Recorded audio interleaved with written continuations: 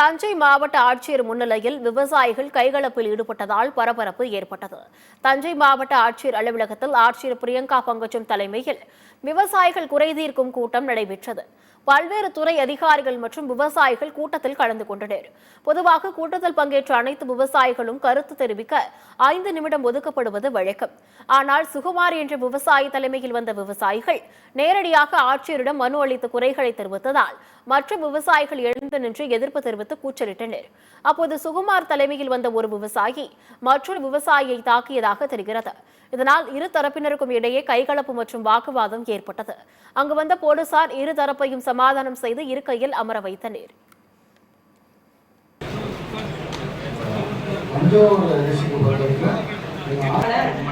அக்கறை மட்டும் கிடையாது. அக்கறை கீழே உள்ளூர் நெய்வாசல் வந்து ஒத்தநாடு மேலையூர் பொன்னாப்பூர் ஈஸ்ட் பொன்னாப்பூர் ஈஸ்ட் பாண்டியார்